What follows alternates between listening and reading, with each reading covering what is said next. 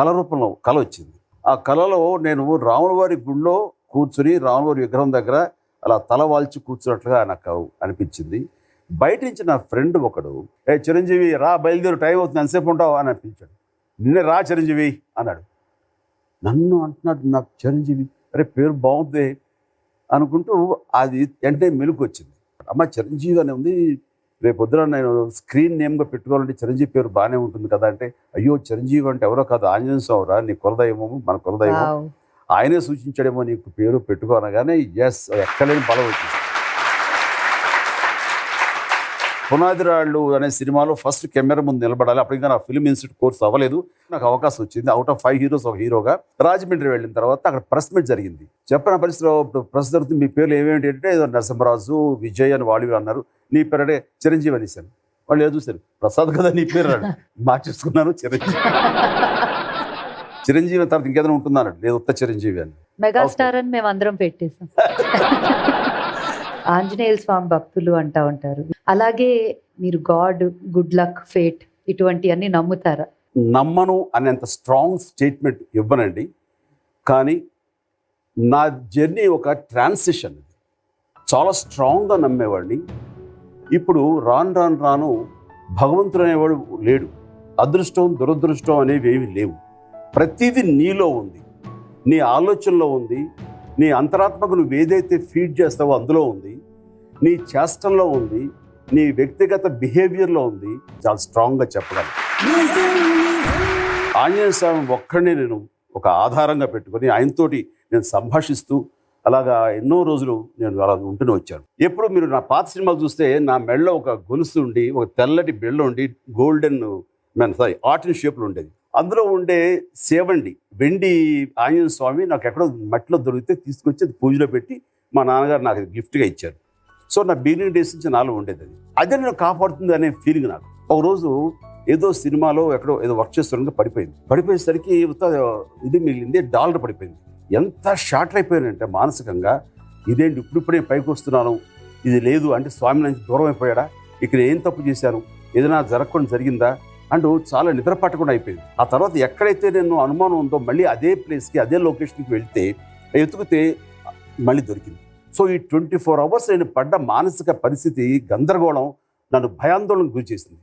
అది దొరికిన తర్వాత స్వామి ఎప్పుడు దూరం చేసుకొని ఎప్పుడు కేర్లెస్గా ఉండవు అని చెప్పి మళ్ళీ మా నాన్నగారికి ఇస్తే దాన్ని మంచి పక్కడ్బందీగా పైన బార్డర్ గీటరు క్లాంప్స్ గిమ్స్ అన్నీ పెట్టి గోల్డ్ తోటి ఇచ్చారు. అది చాలా కాలం ఉంది. అన్నయ్య సినిమా షూటింగ్లో నేను డ్యూల్ రోల్ చేస్తున్నప్పుడు ఎవరో ఒక మేకప్ అబ్బాయికి ఇచ్చి రెండో క్యారెక్టర్ చేస్తున్నప్పుడు ఇది మెడలో ఉండకూడదు, సో తనకి ఇచ్చాను.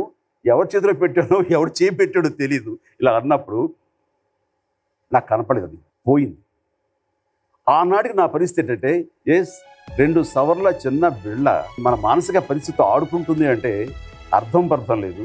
అది మా మనసు పటిష్టం చేసుకోవాలి, మన మనసు స్ట్రాంగ్గా ఉండాలి. కాబట్టి అని ఒక క్షణం లేదు ఎవరు కొట్టిస్తారు, ఓకే 2 కాసులు బంగారం పోయిందో అనుకునేది తప్ప స్వామి నా నుంచి దూరం అయిపోయాడన్న భావం నాకు కలగలేదు. మిమ్మల్ని మీరు ముందు నమ్ముకోండి, దేవుడు నమ్మే కంటే. సినిమాల్లోకి రాకముందు కాలేజ్ డేస్లో మీ ఫస్ట్ క్రష్ చెప్పగలరా మాకు?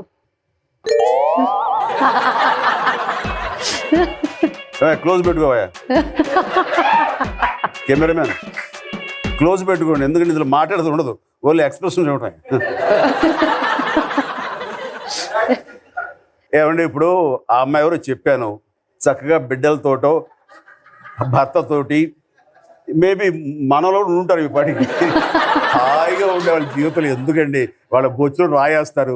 సార్ మీరు ఎక్స్ప్రెషన్ తో చెప్పండి. ఇప్పుడు ఇవన్నీ చెప్పి ఇంటికి వెళ్ళాలి కదండి. క్రష్ ఏనండి, క్రష్ అంటే అది అక్కడతో ఆగదు కదండి.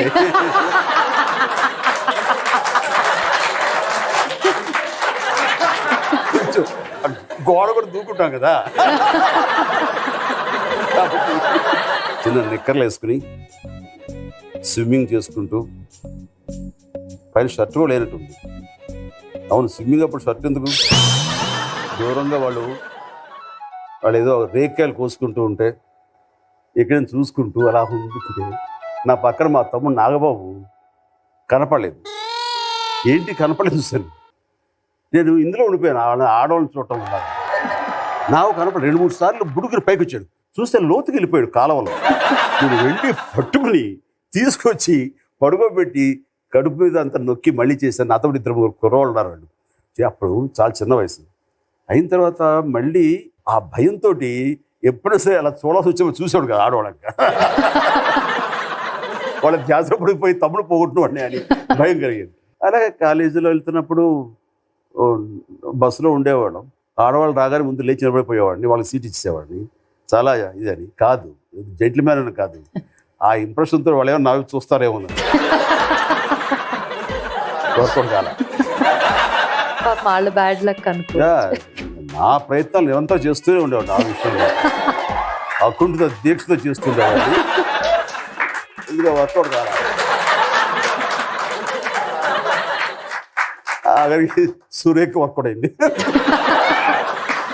మెగాస్టార్ జర్నీలో ఆ స్టేజ్కి వెళ్ళాలంటే అవమానాలు, అనుమానాలు అనేవి చాలా ఉంటాయి కదా, from different people, beat family, beat public అంతా కూడా.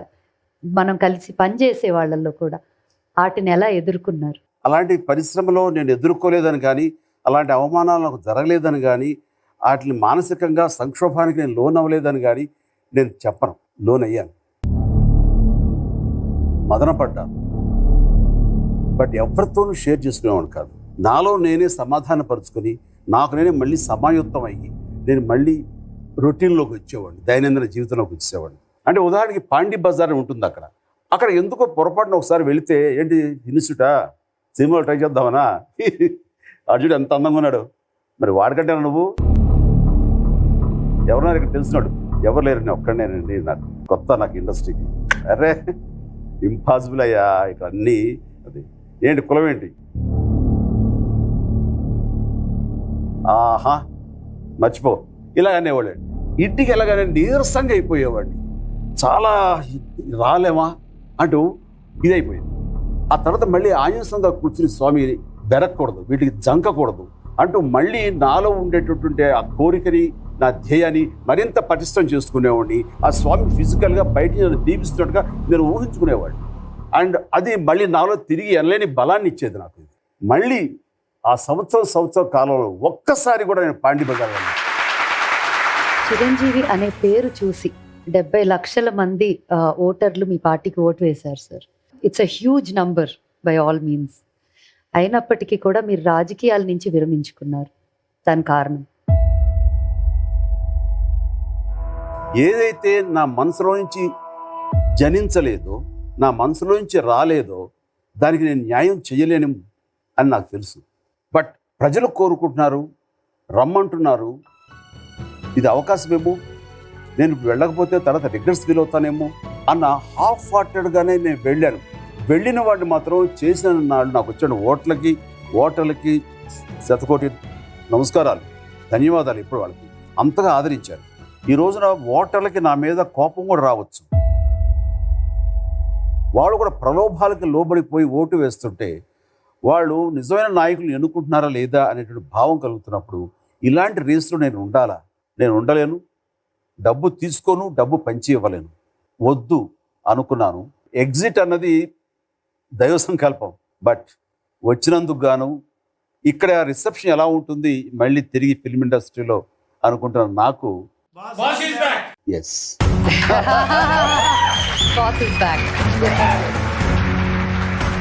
Pawan Kalyan as a politician, Pawan Kalyan as an actor, మీకు ఏది ఇష్టం ఎక్కువ? పవన్ కళ్యాణ్ సహజత్వంగా తన నేచర్ని బట్టి అయితే కనుక he will emerge as a politician one day రాదు. ఆ బాధలకి స్పందించే తీరు, ఏదో చేయాలని తపన చిన్నప్పటి నుంచి ఉంది. అది దానికోసం ఒక టైంలో చెప్పాలంటే నక్సల్స్లోకి వెళ్ళిపోతాడేమో అని భయం వచ్చేస్తున్నాను. ఆ గన్నులతో ఆడుకోవటం. నేను సింగపూర్ వాటికి సినిమాలు దీనికి వెళ్తే ఏం కావాలరా అంటే, అన్న గన్స్ ఉన్నట్టు దొరుకుతాయి, అక్కడ ఇక్కడ దొరకట్లేదు, అవి dummy guns, but semi automatic, అవి తీసుకురా అలా అనేవాడు. అలా గన్నులు పెట్టి తిరుగుతుంటే ఒకసారి రైల్వే స్టేషన్లో ఆపేశారు. అతను డమ్మీ గన్ అని తెలిసిన వదిలేదు.